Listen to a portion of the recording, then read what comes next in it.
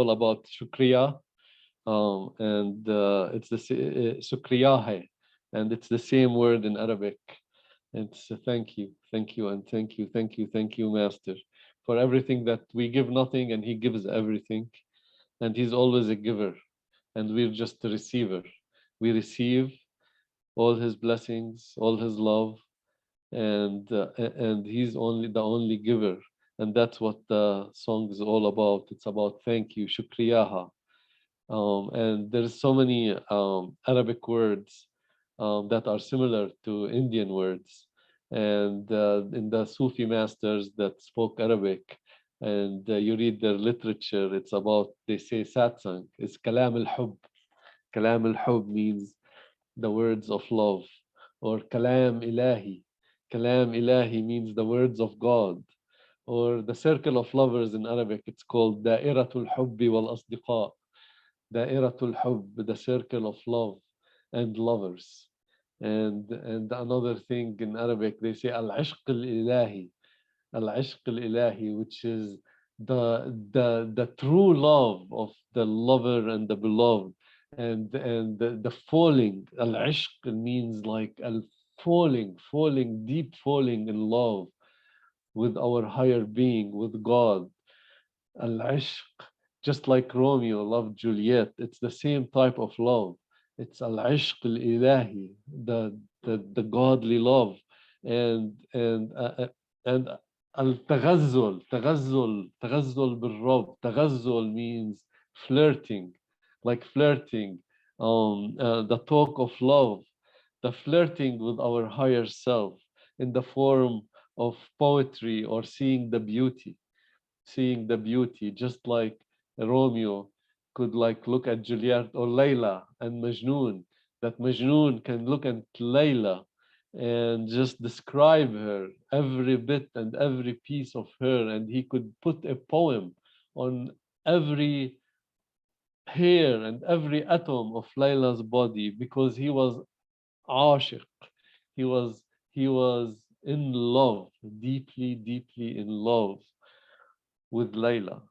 And like Romeo was deeply in love with Juliet, and when that state happens, then just like the Shabd of Saint Kabir that Anoop chose in this morning, and it was an amazing Shabd. If you heard it, it was all about this state of love that we will all here mature to it and reach it.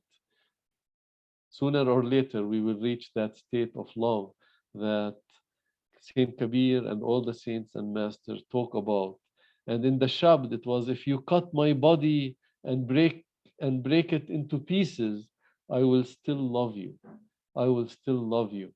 No matter what we go, no matter what the lover goes through, he still loves his beloved. That no matter what happens to us in this world, no matter what karma we go through, no matter what ups or downs we go through in this life, we are steady in our love to God, that our love to God only increases. It only goes deeper, like when we try to walk in the quicksands, we go down, we go deeper into that love. And that's the true state of love, that no matter what happens to us here in this world, our love will only increase towards God. And in the Shabd, he was saying, I'm a sacrifice to you. Please turn your face towards me, O beloved Lord God. O beloved Lord, please turn your face towards me. And this pain of separation, if you look at Hafiz, if you look at Rumi, if you look at Saint Kabir, if you look at any true master or saint, they all went through the same stages that we are going through. As Saint Kirpal says, every saint has his past and every sinner has his future.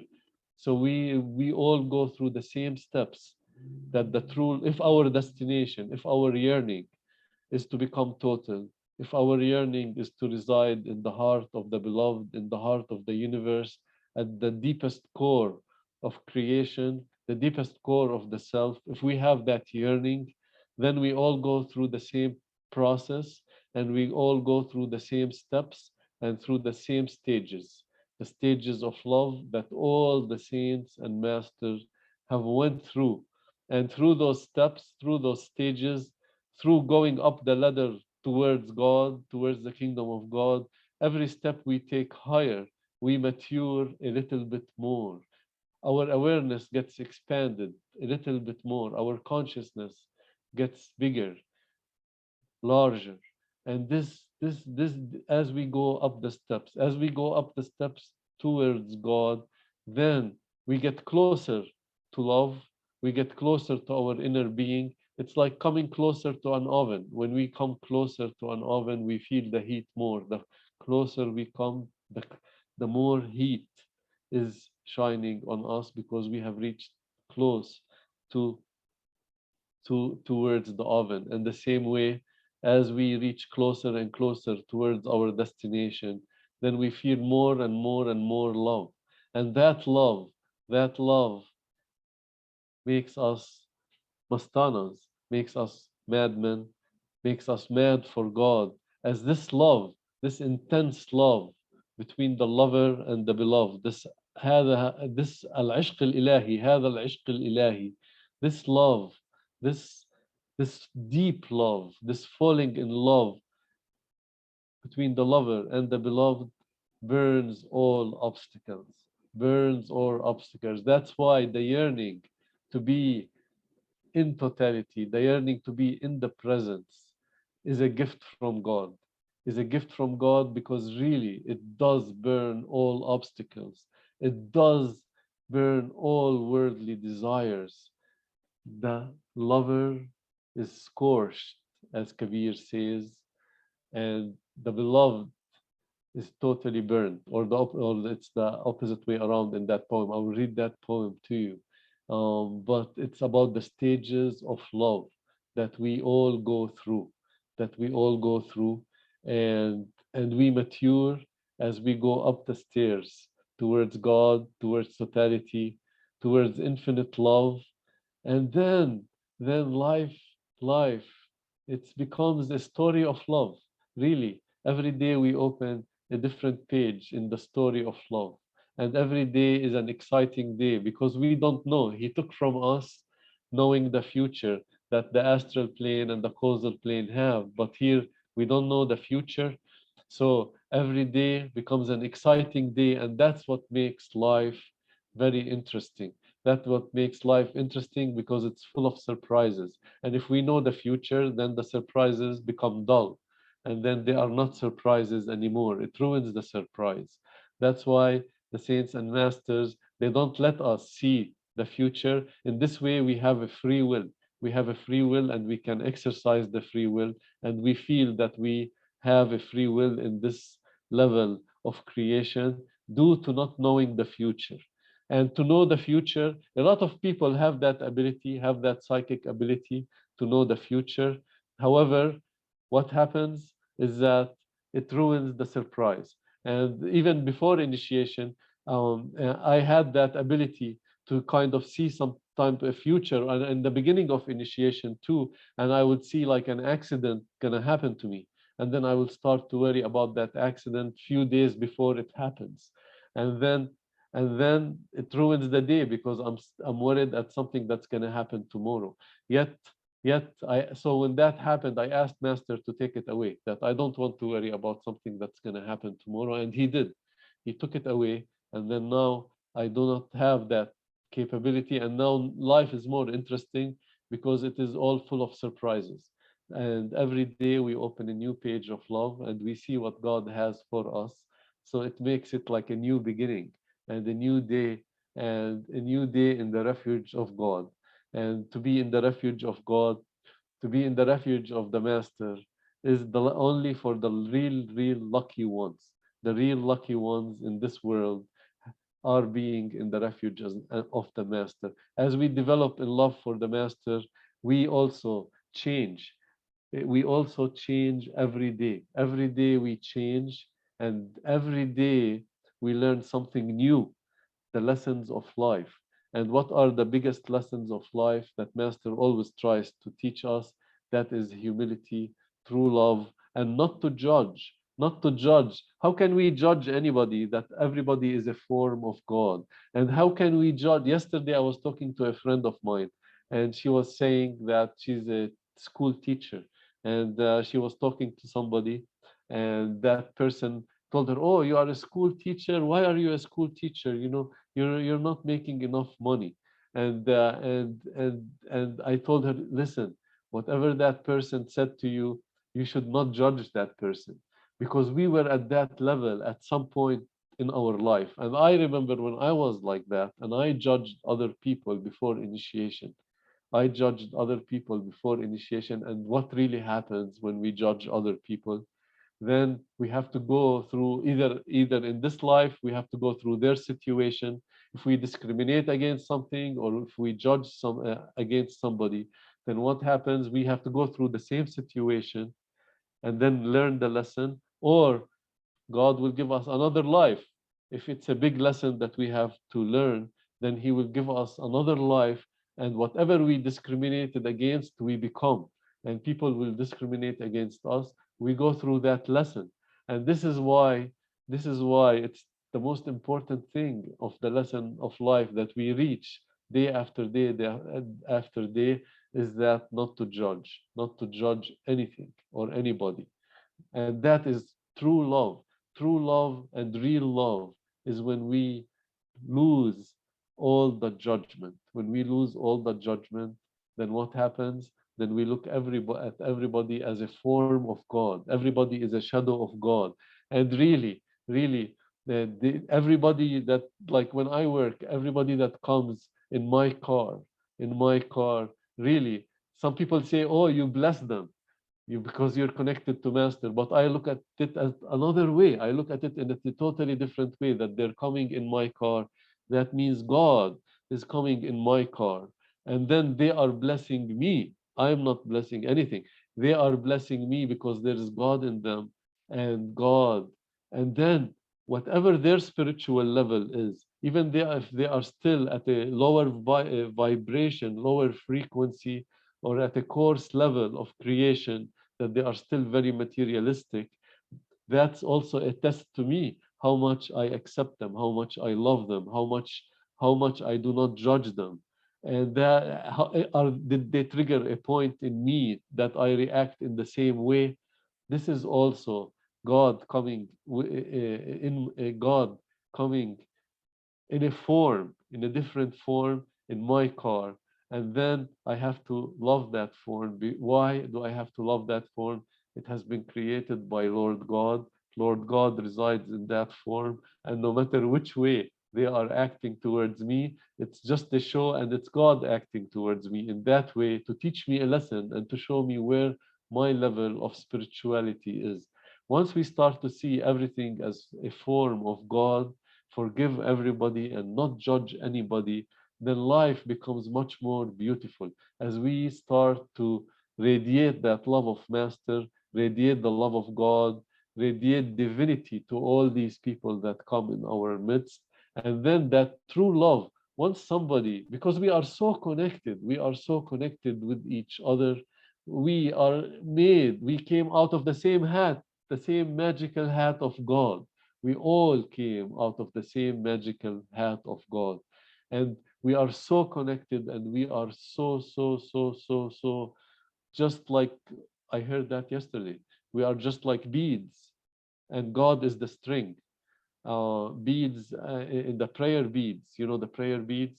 I heard that yesterday. I don't know if I heard it in this satsang or somewhere else, but we are like prayer beads, and God is the string that connects all of us. So, so so imagine how much we are connected. So if we have true love for everybody that comes in our midst, just true love, non-judgmental and just pure godly love, and we see them as God, trust me, 100% that their outlook, whatever they're gonna throw towards us, that changes into prashad. And they feel it in the inner core, and they change. They change. This is the power that God bestows inside of us Himself, and that power of God changes everything. It changes, like Jesus said, love thy enemies as thy friends. Love thy enemies. And it changes our worst enemies into our best friends. So that is how it is. That's how it is. That's how it is when we lose the judgment. And I remember the days that I did judge and how it did affect the inner core of that person without me saying any words. Without me saying any words, it's just even the thought, because thoughts are like arrows that come out of us and they hit the other person in the subconscious. And the other person reacts in that way that that arrow is shot. If it's an arrow of love that has been shot towards that person, they react back in love. And if it's an arrow of judgment, then what happens? Then we get the same thing back. As life, as here, life is a lesson, and the law of karma is the biggest lesson. What you sow, so shall you reap. Be not mocked. God is not deceived. Whatever a man soweth, so shall he reap. That's in the Holy Bible. Be not deceived. God is not mocked. Whatever a man soweth, so shall he have to reap. That's in the Holy Bible, the words of Jesus. So, yes, the law of karma is a big lesson to us. It can go for many, many, many, many lives, and it can also take us into the animal form. My master Santakar Singh used to say that if people are like so on the coarse level in the lower vibration and they want to eat meat, they want to eat meat, then and they have that desire to eat more and more and more, then they might get a body of a wolf, a body of a lion, a body of a tiger, and then they can have as much meat as they want, and to satisfy that desire.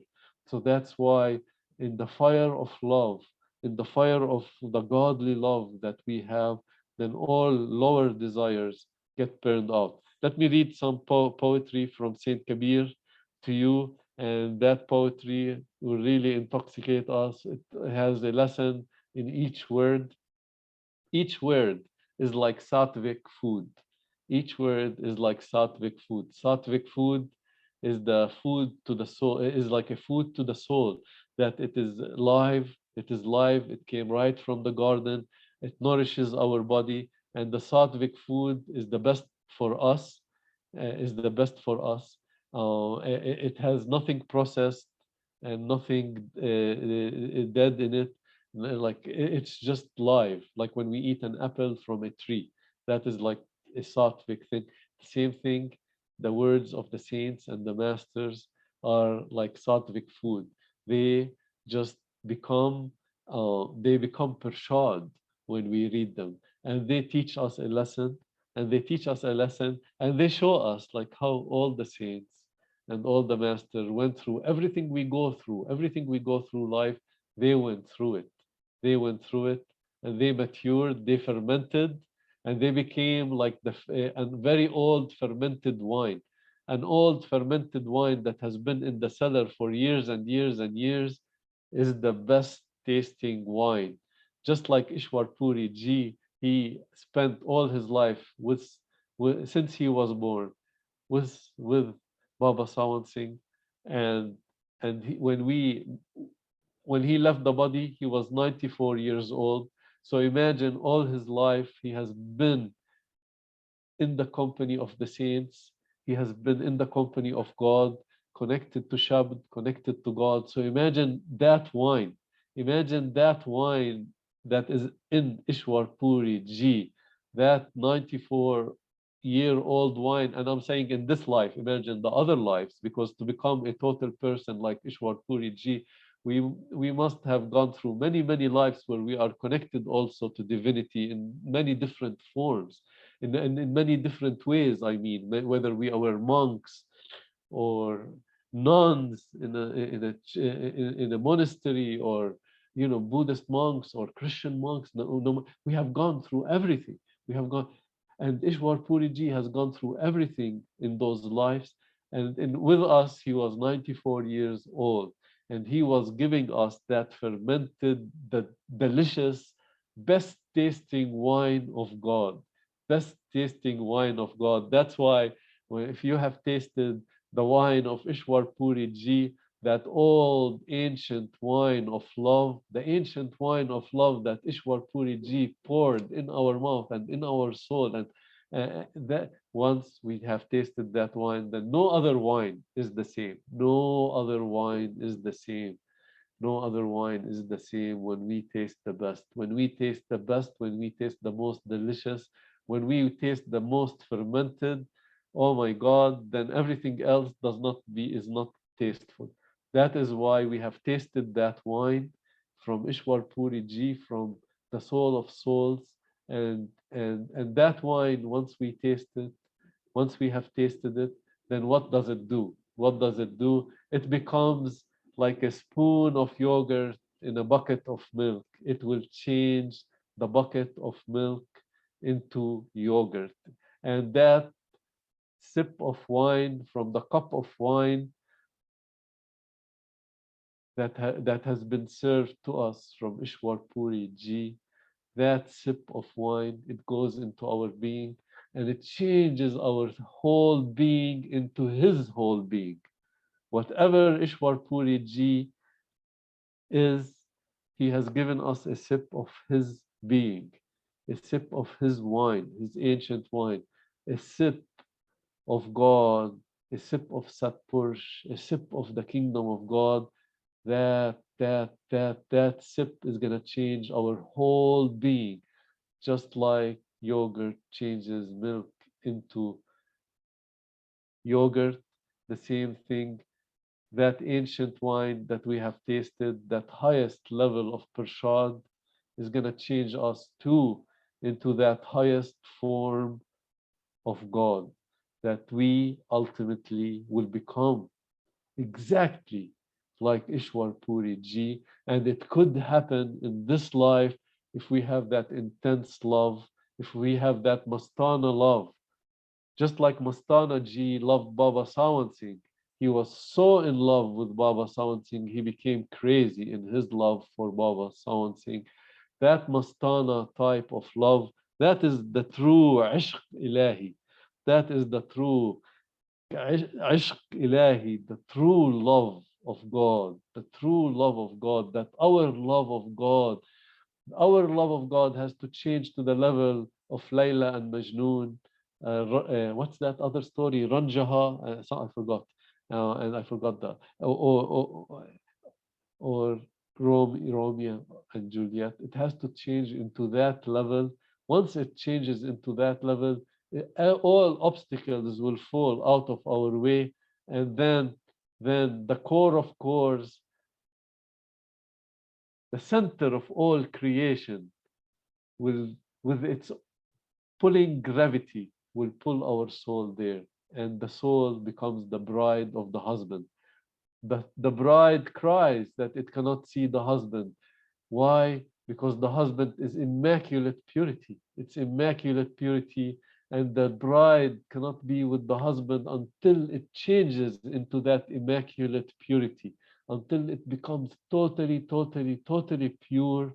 Then it is accepted in the husband's house. Then the husband will accept the bride when the bride is of that type of purity.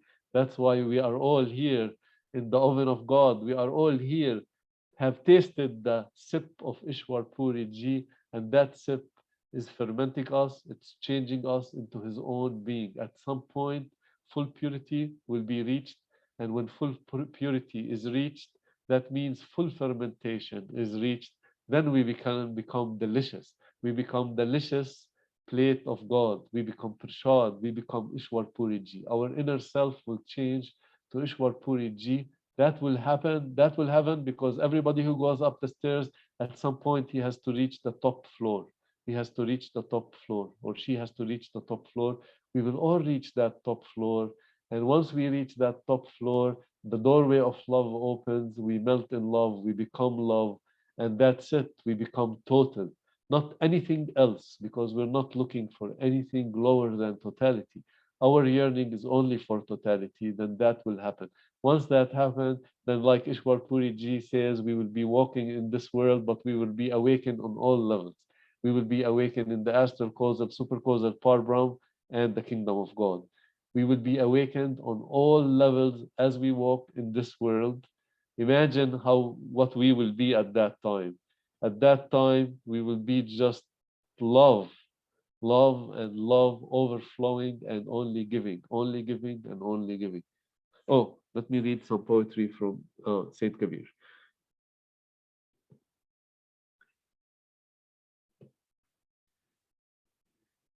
It says, what attachment brings one here? What attachment takes one back? What attachment leads to the state of permanence? Beloved Master, pray, explain. Attachment to passions brings one to this world. Attachment to Shabd takes one back. Attachment within, which leads to realization, takes one to the state of permanent bliss. But the method of that attachment, the true master alone gives. And then he's saying, I go to the city of eternity without baggage, in tattered clothes. Join me if you're keen to come. You remember my path through the scaffold runs. Wow, I go to the city of eternity without baggage. The baggage is what we have to throw away. The baggage is what we have to give up, our attachments and our lower desires. All that have to go away. Then we become light without baggage. And then we will join. And he's saying, but remember, my path through the scaffold runs. You know what scaffold is? Is where they execute the prisoners. That you have to go through the fires of purification. Only the brave ones stay in the fires of purification. How can Cal harm him who has made his home atop the scaffold? Atop the scaffold is when we, how can Cal harm him who has made his home atop the scaffold, who poison as nectar takes, and throughout the watches ate, is alert and awake. What he is saying, somebody who has gone beyond time and space and enter into the spiritual realm, Cal cannot harm him. The negative power cannot harm him because he resides somewhere else. He's atop the scaffold where they execute the prisoners. Wow, beautiful. Oh, let me read more. And then he's saying, my husband calls me with great love and grace, but I'm unable to go, for when the wife is impure, the husband immaculate, how can she reach and embrace his lotus feet? Until we are pure, pure, pure love, then we can become a true bride that embraced her husband, Lord. Men even know not the name of the town. Without knowing, how can they go? For ages and eons they have been walking, but failed to arrive at the town less than a quarter of mile away. Wow, he's saying less than a quarter of mile away. That means God is so close to us. He's inside of us. He is in our third eye. He's in our third eye center. There is the doorway to God.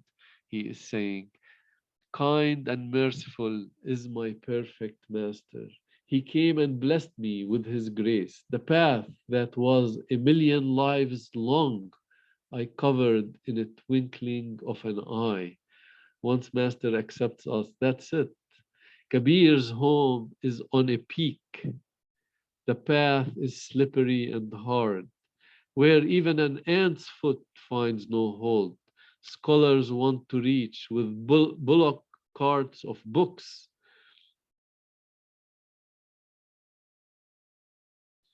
where even an ant cannot climb, even a mustard seed cannot stay. There Kabir has placed his attention. There he has reached without effortless ease, with effortless ease.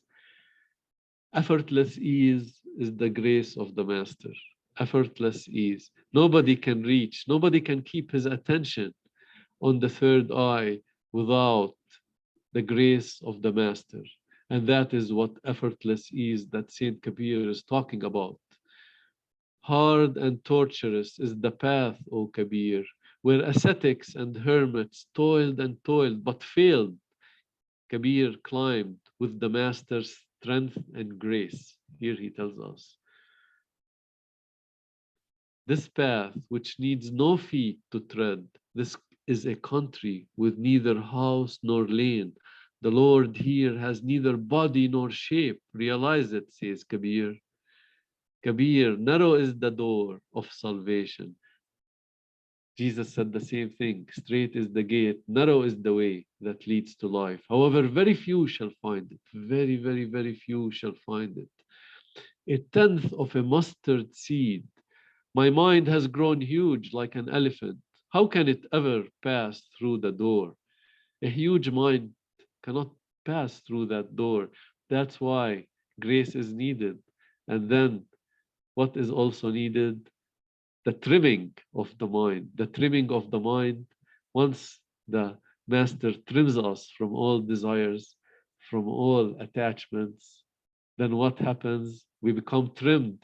When we become trimmed, then we can enter into the narrow door of salvation that Saint Kabir talks about. Wow.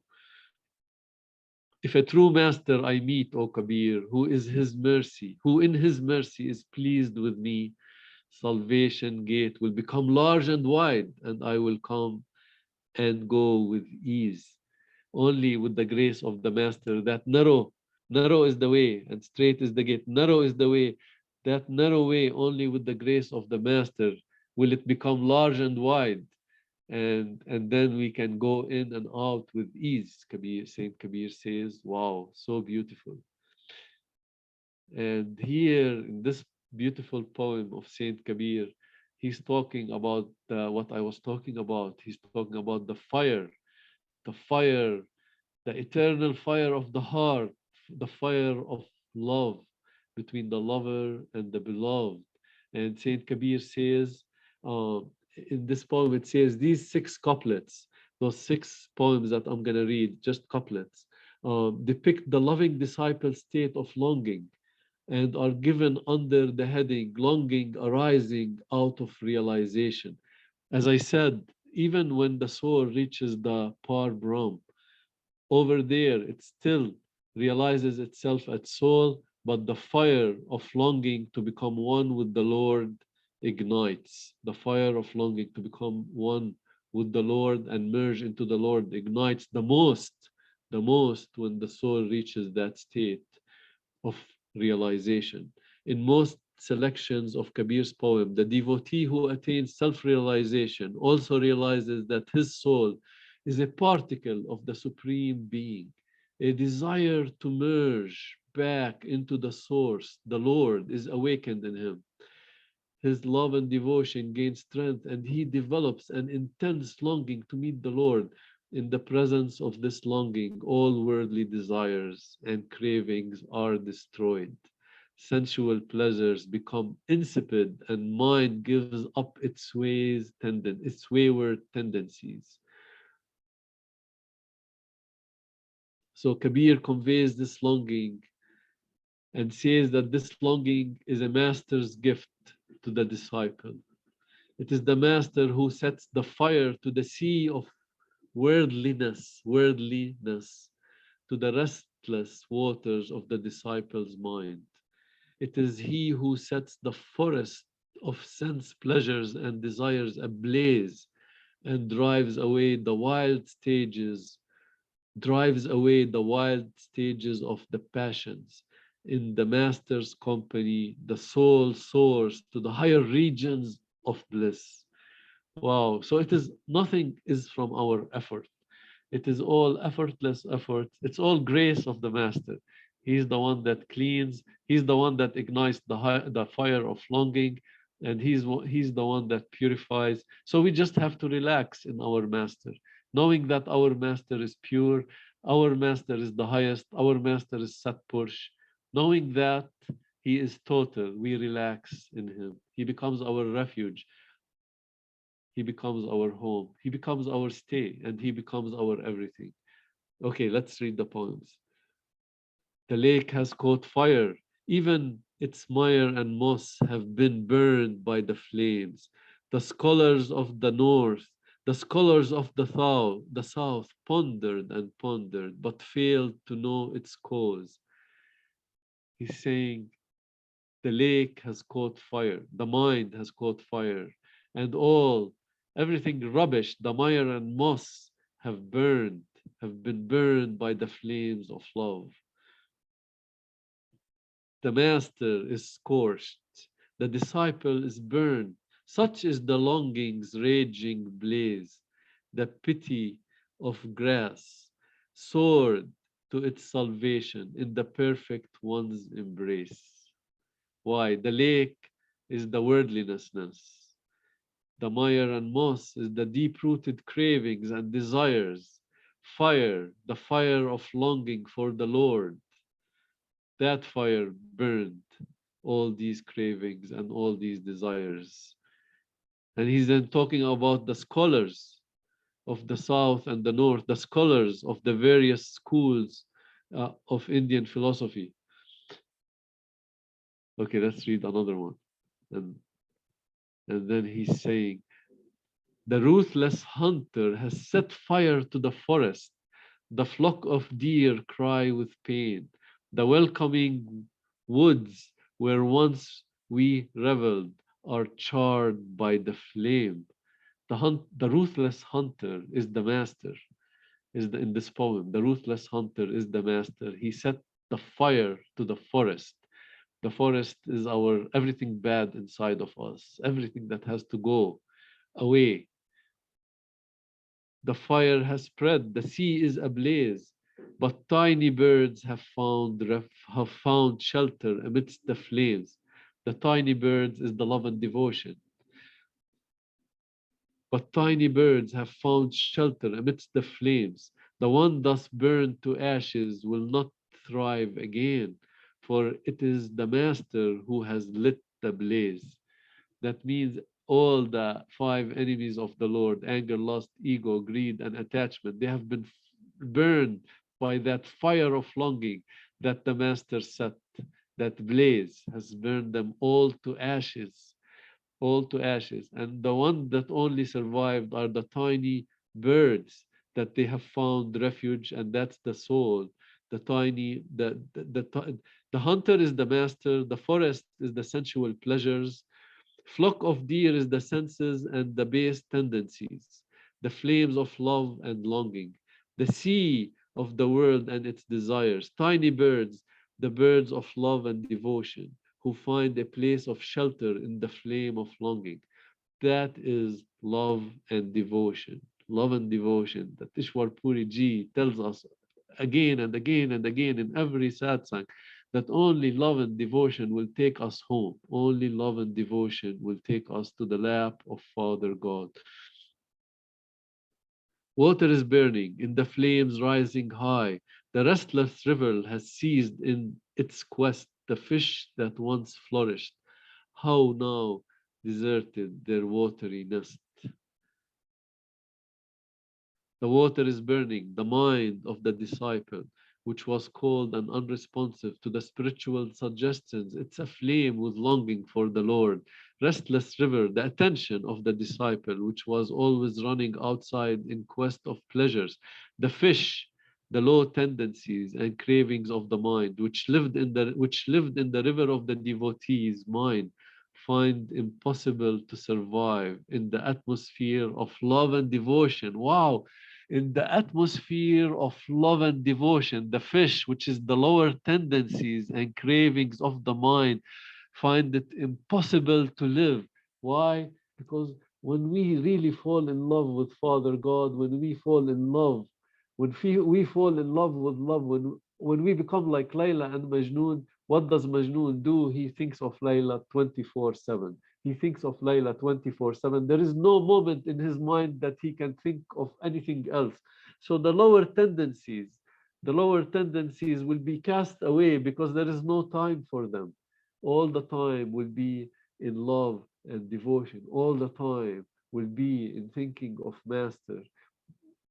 And that is the true state of love.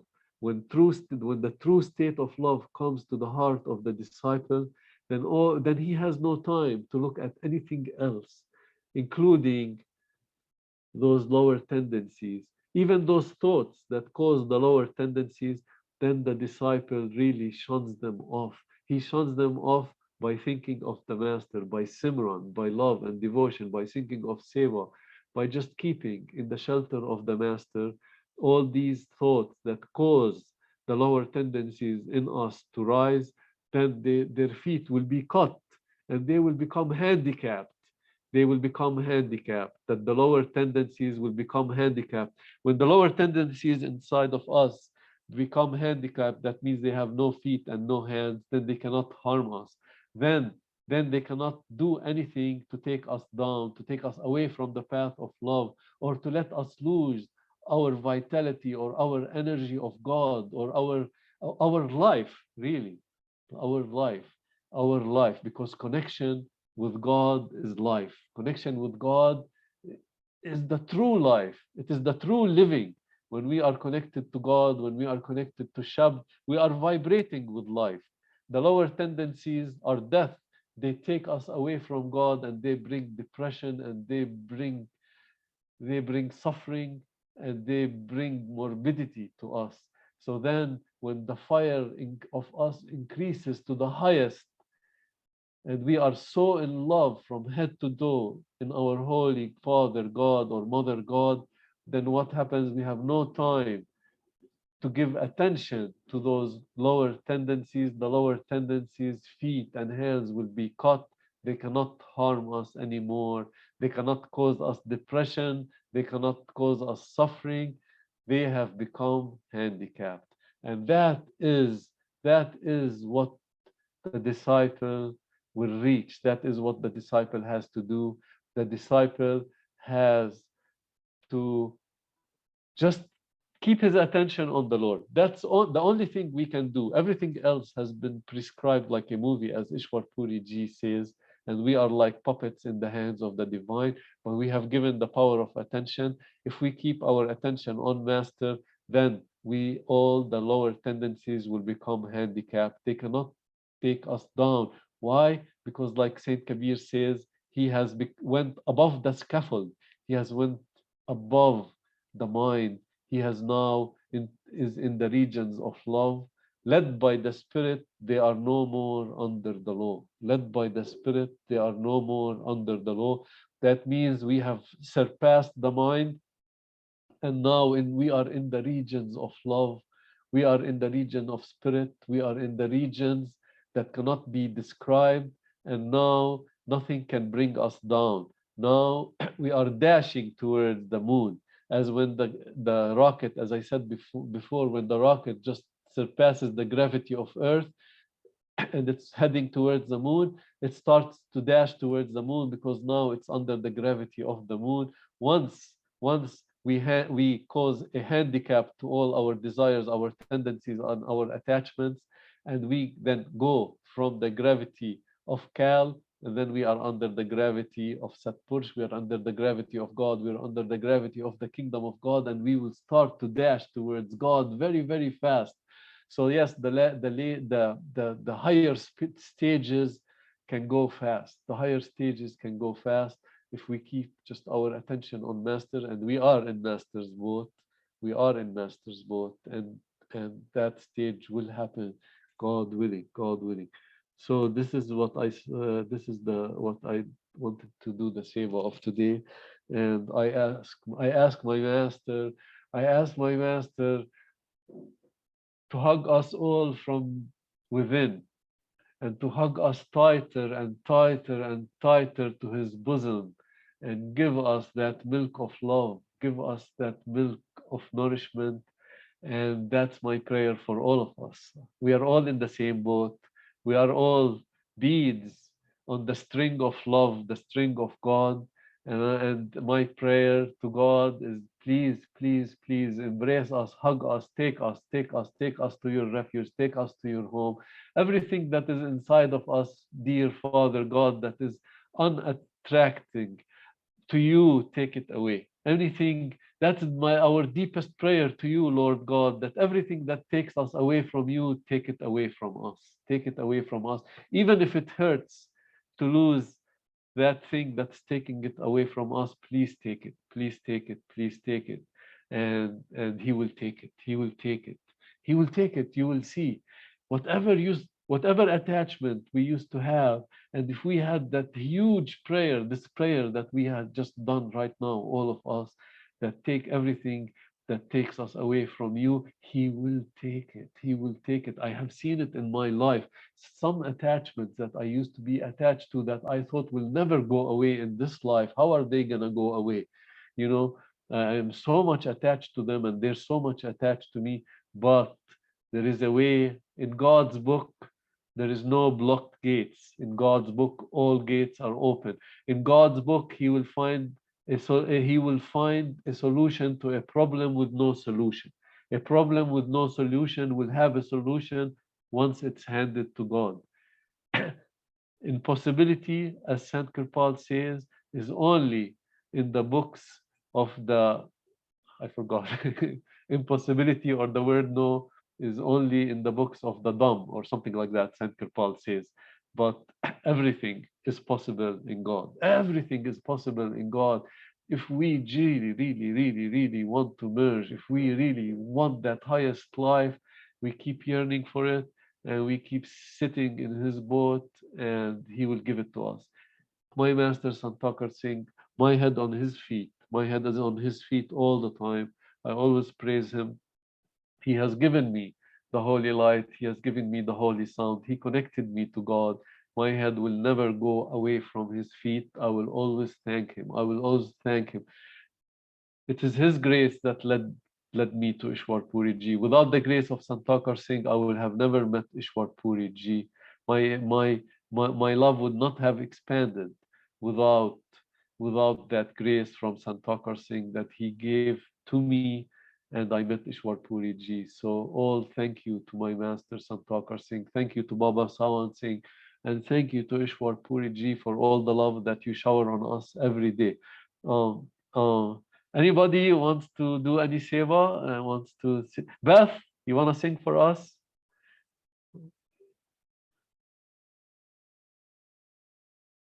Stephanie, Beth, anyone? I'm driving. I'm listening and driving. Oh, you're driving. Okay, cool. Okay. So anyway, we're looking forward for your next song. You said it's on Thursday, correct? Yeah, thank you. Yes, and Bobby is not. He couldn't come today, but she's gonna sing for us tomorrow live, and I'm looking forward. I'm really looking forward. So um, thank you, Master. I guess if nobody wants to say anything or do any seva, I can play Master unless somebody comes up.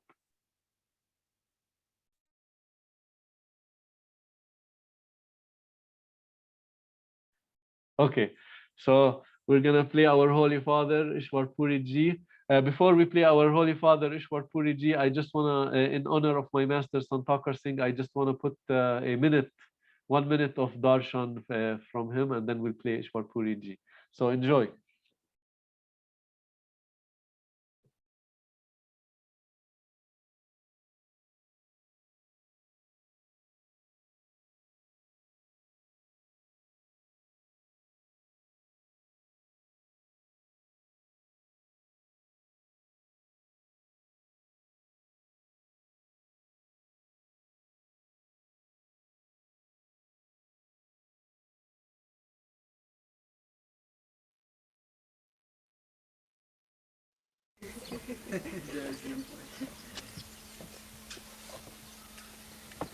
All of you,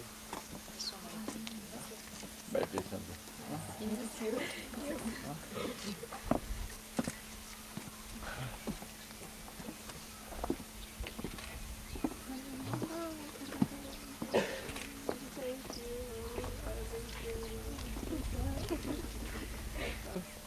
No, Belong here, to this here village? no people. Okay, Maria, let us go now. Yes, yes. I'm waiting for. Bye, thank you. Bye bye. Thank you. My dear, I could enjoy your love. I leave my heart also.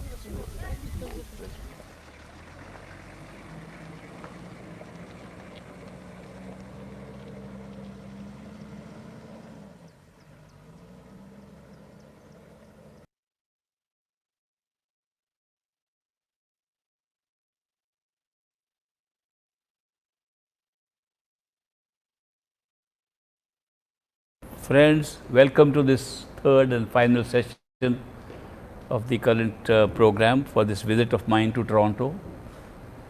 I hope to come again and see many of you again, and that will be a good opportunity to follow up on what we are doing. If you give me a report card next time that this is what we did, that will be helpful. That we did this kind of meditation, we did so much, and we prepared ourselves, those who are not initiated, that we went on vegetarian diet, we have been able to maintain it, we don't drink, we don't take drugs, because those requirements, though they may look trivial and are trivial in a way, but they have been made a means of controlling the mind. The whole idea of the spiritual path is that you take charge of your mind. The mind should not take charge of you. And these instructions, do this or don't do this, we don't have too much of this, because religions have a lot of it. So we try to simplify it, and the simplified way is to be vegetarian, don't take meat or fish or eggs, don't take alcohol, don't take drugs.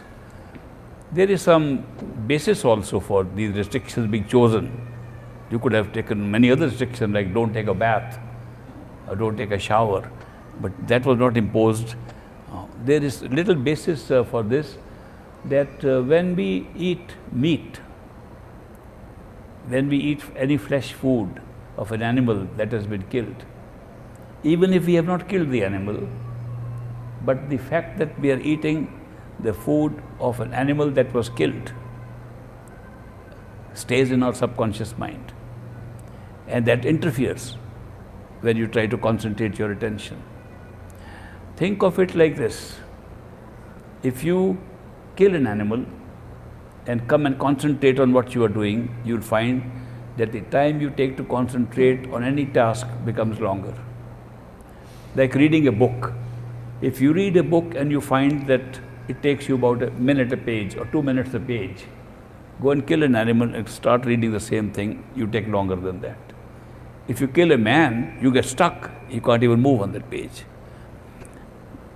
Actually, this power of the subconscious in a human being to create a disturbance in your power of concentration, of attention, is responsible for not making progress on the spiritual path. But there is a difference. If you kill an animal, the time for recovery from that loss of power of concentration is much shorter. But if you kill a man, the time is much longer. Even if you pluck an apple, there's a little time lag between when you can come back to your normal. Because everything has life. Even plants have life. Vegetarian does not mean that you are not taking life. You are still taking life. But you are taking life at the lowest degree of its impact upon our consciousness or subconsciousness. As you increase the degree of life, degree of consciousness in the food you are eating, the effect goes on increasing. That is why we want to keep it at the minimum level. And vegetarian food, being at the level of vegetables, is the least impact on our consciousness, and therefore the power of concentration is not destroyed to that extent. So that's the scientific reason behind it, why it was first chosen as a restriction or as a requirement for initiation. The order in which these species have been placed, that the plants have less degree of awareness, and that the insects have little more, that the birds and fish have little more, that the mammals have even more, and that the human being has the highest. This categorization has been done according to the ancient Indian scriptures based upon the number of elements, prominent elements in each of these embodiments of life. Each of these forms of life carry elements. The elements in ordinary language are solid, liquid, gas, air or gas, and discrimination, ether. But in the yogic language, we started calling them earth, water, air, fire, and ether. Fire is the property that requires us to be warm, but there are many species of animals which do not need it. Many reptiles and snakes survive with no warmth. They are cold animals, so they lack the element of fire. Vegetables' predominant element is water. All others are very minor compared to the other elements. In a human being, these elements are very well balanced. They all exist. Therefore, the human being's awareness is the highest out of all these species. And it's a requirement that if you have to eat that which has the least amount of awareness and therefore degree of impact on our consciousness. It does not affect consciousness directly, it affects our power to concentrate our attention. And since the spiritual practice requires concentrating of attention on ourselves behind the eyes or at any level that we want to, the power to concentrate is an important thing. The whole spiritual discipline, the discipline of meditation, is based on concentration of attention. That's it. There's nothing else that we do. All the steps can be condensed into the simple statement that all we need is concentration of our attention, wherever it may be. So that is why this concentration, power of concentrating our attention is vital, and that's why the requirement about vegetarian food and simple vegetarians. But don't forget, it does not mean that just becoming vegetarian, you become spiritual. Some people say, I become vegetarian, but I don't see anything. And nor does it mean that become vegetarian and be a glutton and go to Little India and feed yourself several meals with a lot of ghee and all that stuff and say, I only ate vegetarian, but how come I'm still dense in my head? The requirement also is eat less. Eat the minimum required. Overloading your system has the same effect as not being vegetarian. People don't emphasize that part, that overloading your system is also creating an obstacle in your meditation. So eat less and eat wisely, nutritionally, and there is plenty of nutrition available in the entire vegetable kingdom. And you don't have to go into meat and all that. I came to this country and people laughed at me in the university. How can you survive? How did you survive all this time? Since when have you been a vegetarian? I said, from birth. Oh, you won't have a long life. Those people who question me are dead. And I'm still sitting here. So, how can you say a vegetarian cut down your life? They increase your life. Eating less increases your life. We all overeat. We don't realize it. That you can eat half of what you eat and you'll still be healthy, perhaps more healthy. So that is why when we say vegetarian, we also mean very limited quantity which is needed by the body. When we come to alcohol and drugs scatter our attention and makes it even more difficult to concentrate. They scatter our attention in such a way that it takes time to build up. We lose the power to concentrate attention when we are under drugs or under the influence of alcohol. So that is why we say don't take alcohol if you want to really practice. If you are a pseudo practitioner, you can do whatever you like. But if you are a real practitioner of the spiritual path, then it's good to avoid these. So that is why these requirements were made up. And in terms of the total program of a spiritual ascent to higher levels of consciousness, these are very minor things. It is easier to be vegetarian than to control the mind. It's easier to avoid alcohol than to have control over what you think. Those are more difficult things. But those require very special attention, very special grace. So we start with the simple things, which are much easier to do. To be a vegetarian and to be a teetotaler, not drinking, these are minor things compared to what the rest of the program requires, what the rest of the meditational progress requires. So therefore, let's start with the simple things, and then we go on to the next phase, of how to control the mind. The mind works as a machine. It is a very sophisticated computer. Whatever you input into it, it provides the output from there. It's a processor. It processes all your input, whether you put sensory inputs or put thoughts, and it processes them. It's not you. It's not consciousness per se. It's the application of consciousness to these processes. And it works in a very limited field. It only works where you have time and space available to it. You take these away, mind stops functioning automatically, it disappears. The fact that the mind creates the experience of time and space and only functions within that makes it a very limited instrument. Though it's very useful for communication, it's very useful for developing varnatmak or spoken language, it's very useful for transmitting knowledge through that. It's a very useful thing for appreciating, understanding things and trying to make sense of things. But then it stops there. It does not take you any further. In fact, it becomes a block. It becomes a block by saying, that's me. I think, therefore I am. What a misstatement. The real thing is, I am and I am, therefore I have a mind which thinks. And I can use my mind which thinks.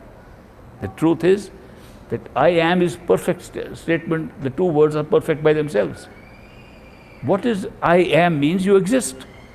Consciousness exists per se, does not require a mind, does not require a body, does not require senses. It's the origin of all forms, origin of all creation. Therefore, I am is the secret, that you are there. And the rest is all accessories added on. Mind is the first big thing that is added on.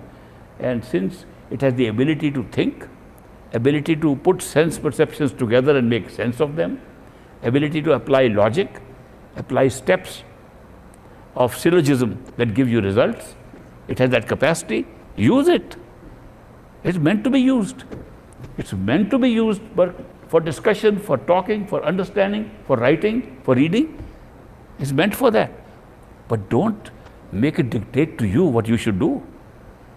That decision, what you should do, should come from yourself, your soul, your intuitive self, the self that knows by itself, the gut feeling that comes to us that knows who we are. That's the master.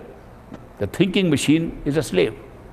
We should make use of the slave, make full use of it, but don't get controlled by it. So what is happening is, we have turned the whole thing topsy-turvy, put the cart before the horse, and the mind is leading us instead of our leading the mind. We don't give proper input to the mind. So we have to design these devices like meditation and repeating words and doing these things just to somehow lead the mind into the right direction, that look, I can tell you what to do.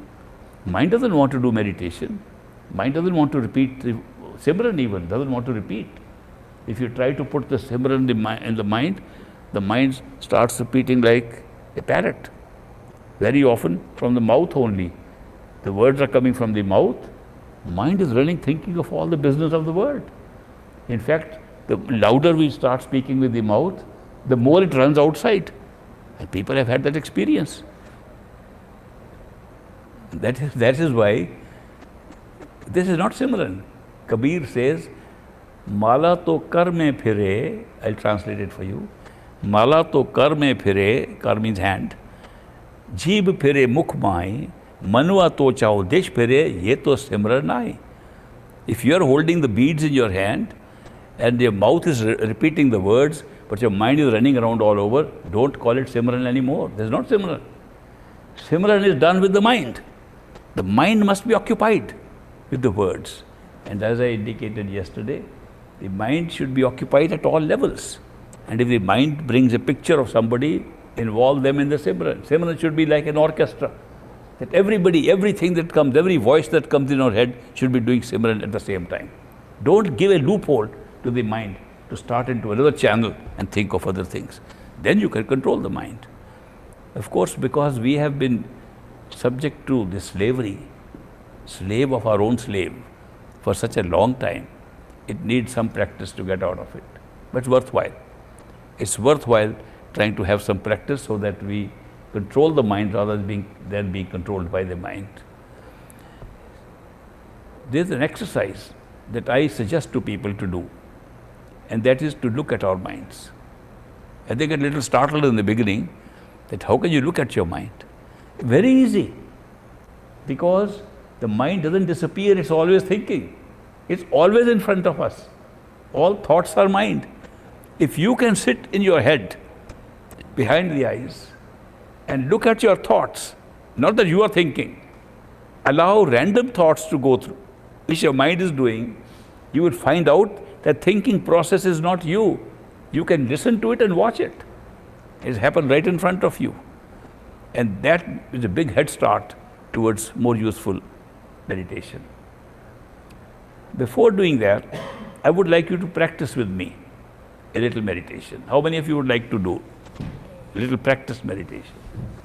In the practice of meditation, as I have understood it and practiced, and I made this mistake for many years after initiation, till I got a clarification from my master, Maharaj, Hazur Maharaj Baba Sawan Singh Ji clarified this to me, that I was missing out the most important thing.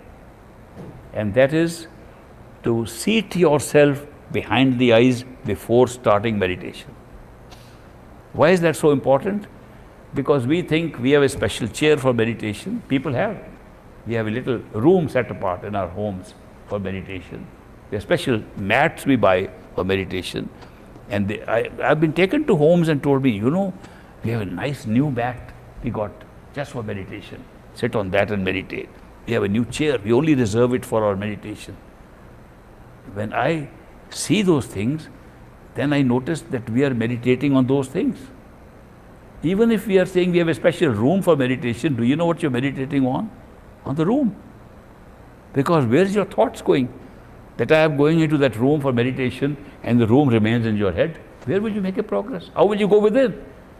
You sit on a special mat, you have meditation on the mat. And that doesn't go away, even when you are meditating. You have a special chair, you are meditating on the chair. Therefore, Great Master emphasized that you should forget all these outside things. The meditation should be done in the room that is created behind the eyes within our head. First step, that when you want to meditate successfully, you should seat yourself behind the eyes and consider this head alone as your room. You already had a head start by being inside. It is important to sit there, then do anything, whether you do Simran or you contemplate your face of the Master, you contemplate Dhyan, or you try to hear the sound current inside. Any practice you want to do should be done by first seating yourself inside. In 1963, 62, 63, I was here in this country first time. I came to study. At that time, I met some satsangis, and I mentioned this very fact to them, that you know, we make a mistake by sitting in our body and sitting in a special chair, and then we meditate. What happens? We are constantly aware of our body and the chair. We never leave it. And we don't even realize. We think sitting on the special chair, sitting with our eyes closed is good enough. Where is our attention scattered? Right where we are sitting. Consciousness, where is the consciousness? There is a room, we are sitting in the chair and we are meditating. Where does it take you? You have to remove yourself from the outside and bring it inside. And the very first step is to go and sit inside. And they asked me, where is it written in the books? What you're telling us? We haven't read it in the books. I said, well, I think Great Master explained it many times. They said, well, show us. No, I had never read any books on spirituality before that date, I must tell you. In fact, I have hardly read any spiritual books till now. But they said that we have Great Master's books. Show us. I said, do we have something in which Great Master's words are there? Yes, there's a book called Spiritual Gems. These are letters exchanged by Great Master with disciples overseas, particularly in America. So I said, can I take the book and see? So I took spiritual gems, and there are a number of letters. So wherever the master said, first seat yourself behind the eyes, then start, I marked it. I returned the book next day with 16 places marked where he said the same thing. How come nobody read it? Well, they didn't read it because they didn't want to read it. I think we read what we like to read. In the books we pick up what we're ready for picking up, and we miss a lot of things. Every time we read a book, something new is coming up in the same book. So I told them, look, he has written this so many times. So it's of utmost importance to be there and then do the other exercises. I recommend that you, to start off, understand that you are not the mind and look at the mind working through thought process, because mind always thinks. You never think, mind thinks. You use the mind for thinking. You use the mind for thinking and doing what the thoughts require. But you don't become the thinking machine yourself. This ability to be able to see the mind thinking comes up by a short exercise which I'd like to do with you. So before we do that meditational exercise of watching the mind, let's first practice how to sit inside our head. The way to do it is that you imagine your body to be a house. It's a house made up like the shape of a body, but it's a residence of ours. We live in it.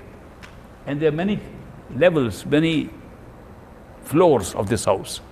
The sixth level happens to be right behind the eyes, the other levels being at the throat and navel and so on. So because of the energy chakras lying below, it's easy to consider them as levels of a floors of a house. Now we close our eyes, sit in our body and think of the body as a house in which we live. Not that we are sitting on a chair or anywhere. We are sitting in our house on the 6th floor. First step. Once we know we are on the 6th floor and we see what kind of floor do we have. If the floor is flimsy and we don't even know, just darkness, we'll slip through it. When you slip through the floor, what happens? You go to sleep. Do you know how sleep occurs? Sleep occurs when the attention, which in the wakeful state is focused at the third eye center, drops to the throat center. You are dreaming in it. Every time you go to sleep, your focus of attention drops. There is a proof for that if you want to test it out. Tonight, when you are about to sleep, when you're feeling sleepy, try this experiment. With your hands, right now if you close your eyes and want to touch your eyes with your hands, with eyes closed, you know where the eyes are, you can all touch it. Nobody misses that. You know where the eyes are. So you put your hand like this and you touch the eyes with eyes closed. When you're sleepy, try to do that. And you'll see that you touch your nose. And you think that you're touching your eyes. What's happened? It's the notional focal point from where consciousness operates in the wakeful state. That drops. When you're dreaming, if in a dream state with a yogic practice, you could also do this exercise, predetermined exercise, pre-suggested exercise, which can be done by yogis, that you want to touch your eyes while you're dreaming, you touch your throat and think you're touching your eyes. It's a natural thing. Therefore, if you want to be on the 6th floor, you must make it a firm, strong floor. When you visualize, imagine that you are sitting in the 6th floor of your body, which is a house. You must make the floor behind the eyes very strong, reinforced concrete. Make it by imagination. Even if it's a wooden floor, strong. Before you start the practice of meditation, jump on it. Hit it with your feet, right here. Make sure it is strong, that you won't go down. See the floor, check it out. See that your room has all the requirements of a room, maybe windows, maybe furniture. Put furniture there. Pick up a nice chair to sit on for meditation. Not this chair, that chair, inside. Make up a chair. It's all imagination. You can make the best chair. It's going to be free. You're making it by imagination. Then you sit on the chair or on the mat, whatever you like. You want to sit on the floor?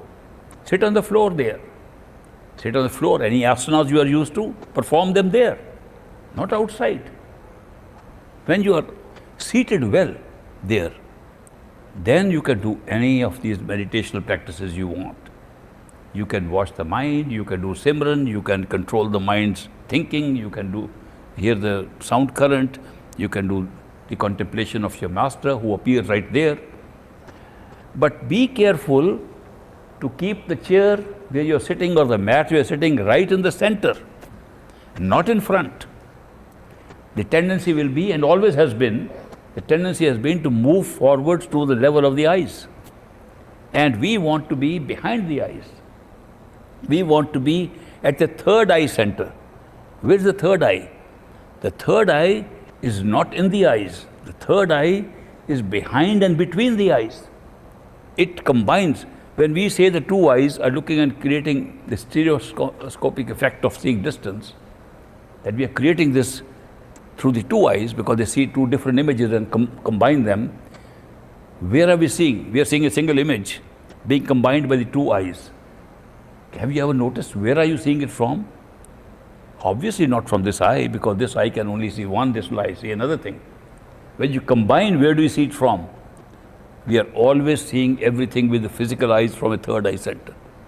The third eye, if I were to put my fingers like this, and these are two eyeballs here, where these fingers meet is approximately where third eye center is. It's almost between the ears.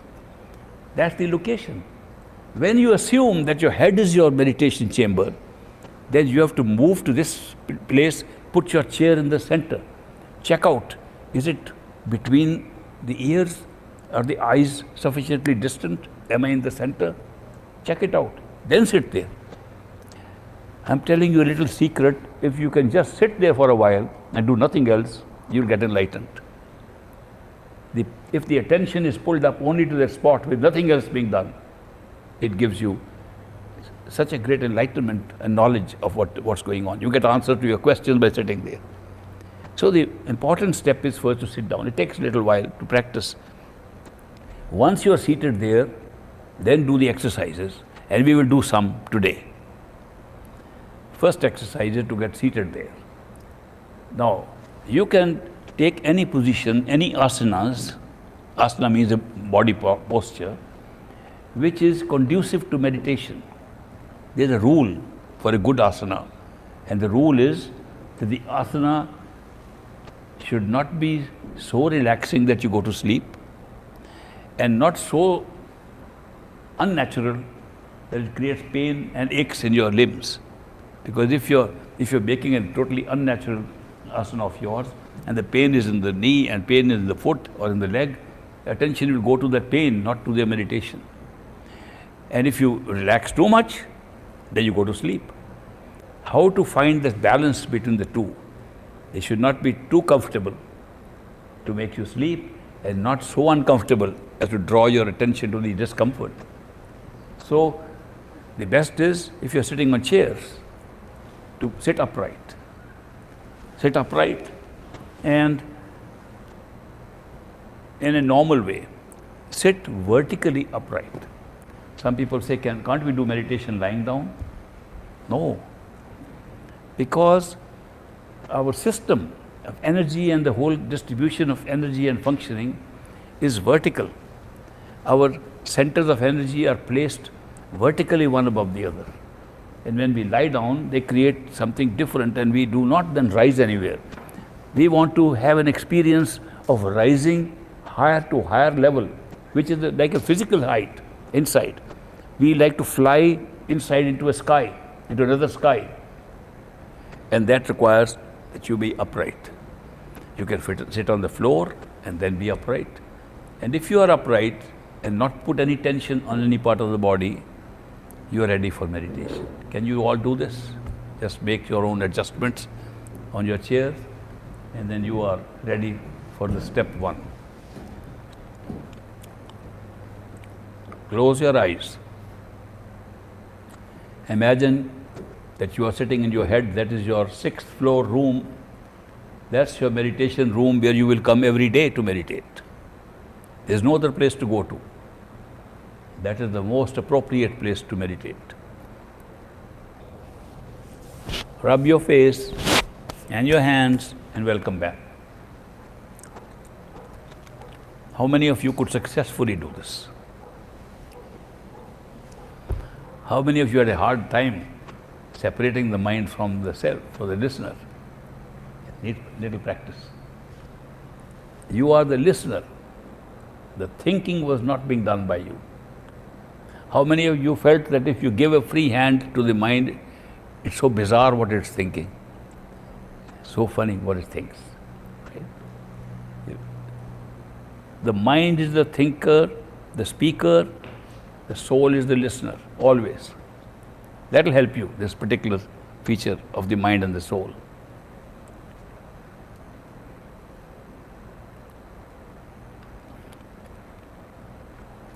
I want to tell you that the idea of putting your attention there is sometimes looks a little difficult, because you are used to the whole body being yourself, and therefore you don't know how to put yourself there. We don't make a little picture of ourselves there and say we are sitting there. That's not us. What is looking at that picture is ourselves. Where we see ourselves, a little image sitting behind the eyes, and we can see it, that's not us. Who is seeing it is ourself. So you have to pull back yourself from any image you make to yourself. Practice is needed, but this is important. If you want to be successful, meditation, to locate yourself. I'll do a little exercise, which I normally do in meditation sessions, just to give you an experience of the movement of attention on the body, where you can move it anywhere you like. This is called the orange juice experiment. How many of you have done it before? How many have never done it? Okay, for those who have already done it, you may participate again or you can ignore it. But those who haven't done, please join me. Welcome back. How many of you were successfully, will be able to successfully do this? This was a simpler exercise. How many of you still have orange juice stuck in you? How many have had no problem getting all of it out? All of you? Very good. What was the purpose of this exercise? The purpose of the exercise is that your attention moved from one point of the body to another with ease. You could take it to the top, you could stop at the eyes, you could stop at the nose, you could stop where you liked. That's your control over your attention. It is this control over your attention that you have to use to remain behind the eyes. It's this very control that you just used with this experiment that you have to use to stay. You know what attention it was. You were able to see the orange juice. You were able to see the level. You could see the surface moving down. There was no orange juice, but the power of imagination was good enough to draw your attention wherever you want it. Therefore, attention can be kept there and not be dispersed. It's a matter of concentrating your attention. When I was giving instructions to you, you were listening attentively to me. I saw you listening attentively, acting upon it, and taking your attention where I was directing. If you can do that, you can easily put your attention behind the eyes and meditate.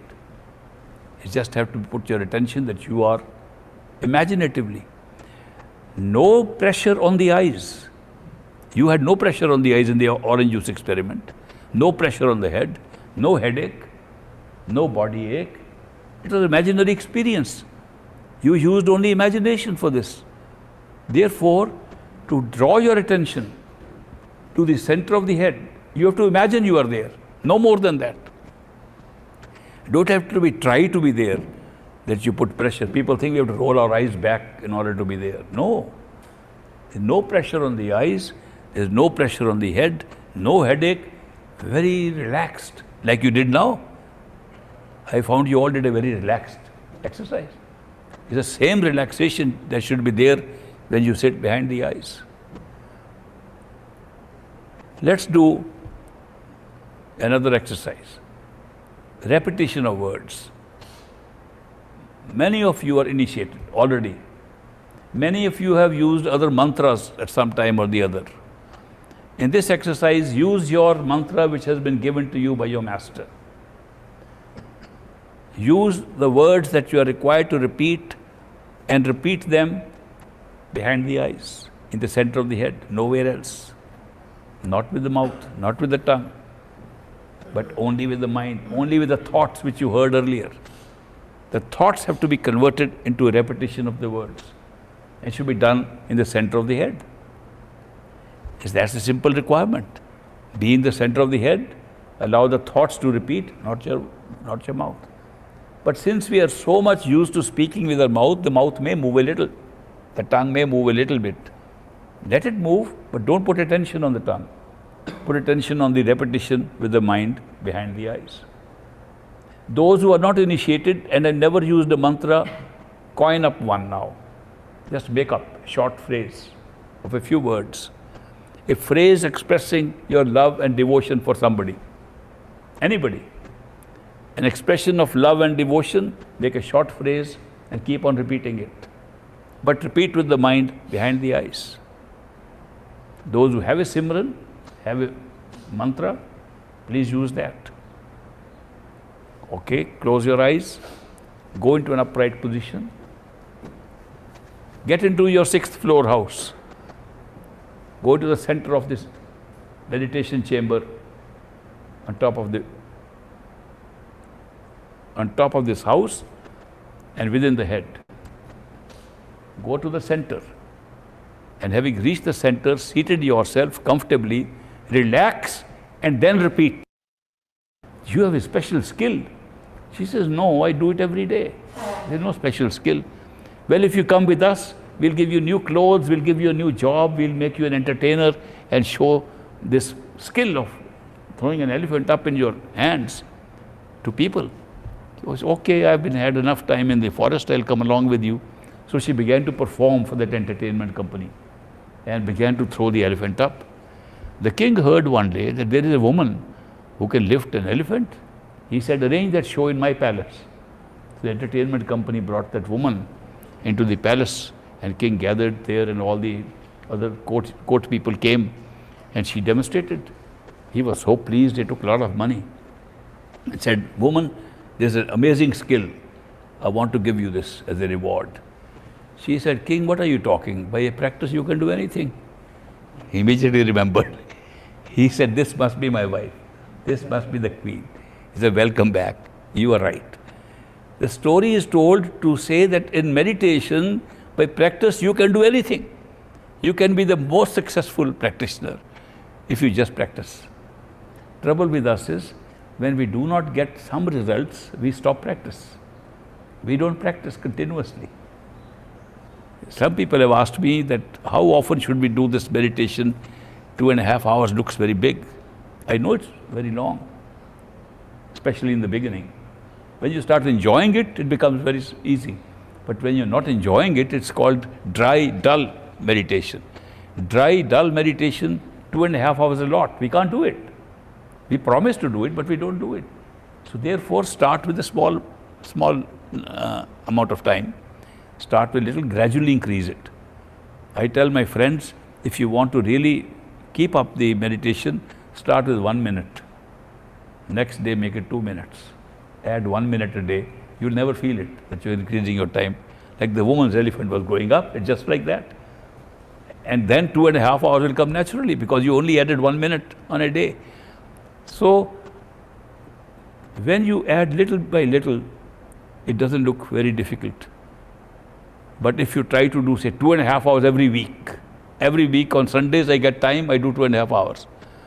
That is not as useful as doing 5 minutes every day. People forget this, that the accumulated effect, there's an accumulation of what you're getting from meditation. The accumulated effect is better if it is done regularly, because then you add. Otherwise, it's virtually. If somebody says, I do once a week, on Sundays I do 2.5 hours, you are restarting every week. You're restarting the whole process every week. On the other hand, if you add a minute, you're adding to it every day without losing what you've already done. So it's very important to do meditation regularly. You can do it at a fixed time. You don't have to do it at the same time because of your occupations, your vocations, what work you are doing. Some people are working on night shifts, they can't do at that time, they can do in the day. Some people are born with their, there's a certain kind of a rhythm that we have, a biorhythm. The biorhythm makes them only night people or morning people, and they are more alert at one time or the other. Choose the right time, but do it regularly at that right time and not miss any day. What we call miss is naga in Punjabi. Naga nahi pehna chahiye. That means you shouldn't miss any day, even if the day is short. Great master used to say, if you don't have time on a particular day, something new has come up, just do for a few minutes and say, Hadri lag gayi hai ji. Hadri zarur roz lagao. That means mark your presence. Like you go to school and you mark your presence in the register, you go to office and you check that time machine that you have come in. Like that, it should be done daily, even for a short time, and it works better. It's all a matter of practice. And the more you practice, the more you will start enjoying it. I have shared some of these experiences with you. I wish I could stay a few days and do a full meditation workshop with you so that you get the results while we are here. We don't do this for a few minutes like we have been doing today. This is a sampling of how it should be done. It's not that this is good enough. You try to do as much as you can, and then you will see the results. But remember, the key is not to allow the mind to scatter, not to allow the mind to think of other things. Use the mind to do your Simran and not your tongue. While doing Simran, don't allow the mind to think of anything else. If it starts thinking, put the second voice also to do Simran. If it brings a picture of somebody, make that picture of another person, also do Simran. Don't give up. Don't start all over again. You are in the middle of the Simran, another thought comes, add the thought to the Simran, the voice, at the same point where you are. Don't restart every time. And you will see it becomes a habit, and automatically you will have all voices in your head doing Simran. And it pulls you. That's when it pulls you. What does not pull you is, if you're doing Simran, mind is thinking of something else outside. So that's important, that you do not give up this repetition that you are doing just because some other thought has come. Add the thought, change it to the repetition. These are little tips I'm giving you from my experience. I don't know if they're written in books or not. Maybe they are. Maybe they are not. But they work. They worked for me. I hope they'll work for you. And this is the greatest opportunity we have. I do not know any opportunity in this world that matches the opportunity to be initiated by a perfect living master and to be able to achieve these results while we are still living in the human body without having to wait to die and come back. This is a very great opportunity. Initiation by a perfect living master is the most important event that can happen in anybody's life. What is the initiation? Let me wind up my talk by telling you what is the initiation. Initiation is not a teacher telling you what words to repeat. Initiation is not a teacher giving you a mantra. Initiation is not a teacher telling you how to do meditation. Initiation is a perfect living master taking total full responsibility for taking you back home with no conditions. Initiation is a very big thing. Initiation by a perfect living master guarantees you're going back to Sachkhand no matter who you are, what your karma is. It's the greatest event that can happen. When you are marked for initiation and the perfect living master's list A is there, you are marked. You have to stop worrying altogether. Do your best and leave the rest. Why do you want to do your best? For the sake of your mind. Even that is not necessary But for the mind coming in and saying, unless I try, nothing will happen. We have to put in our effort. Nothing happens in life without effort. So we have to put in our effort. And yet you find out that the best results are from effortless meditation. Effortless meditation means sitting inside at the right place. That's not an effort. That is just seating yourself at the right place. There should be no effort in that. It should be natural to you. Why is it natural? Because that's where you are right now. Where is your consciousness operating from? It's not operating from your hands and feet, it's operating from the head, from the center, from the very place we are recommending that you start your meditation. It's a natural thing. You are naturally there. Therefore, it should be a natural process that you close your eyes and you are there. No, where is it? Where you're thinking from, where you are putting your attention from. That's the place. It's the same place I am talking of. So it's nothing artificial. Effortlessly sit there, relax, talk to the master, enjoy his company. You'll be pulled inside. What could be better than that? But the mind doesn't want that. Mind says, I have to put in some effort. One colleague of mine in the Harvard University, who was a great meditator, wrote to me one day. He said, I have discovered that effort comes in the way of meditation.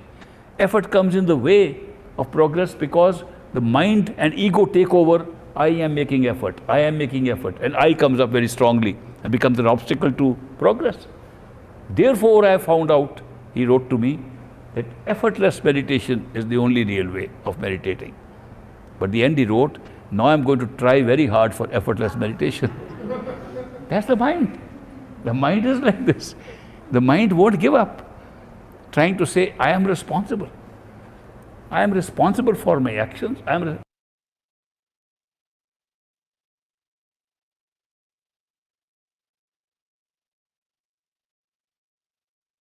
Let's try today meditation behind the eyes with love and devotion, where you visualize your beloved and you express your love to the beloved in the best way you can and see the results of it.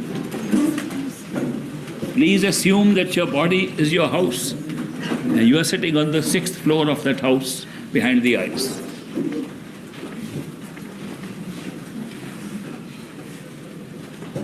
First, establish yourself in the meditation chamber behind the eyes, then visualize your beloved, then start any kind of meditation you want, including Simran, listening to the sound, or conversation with the master.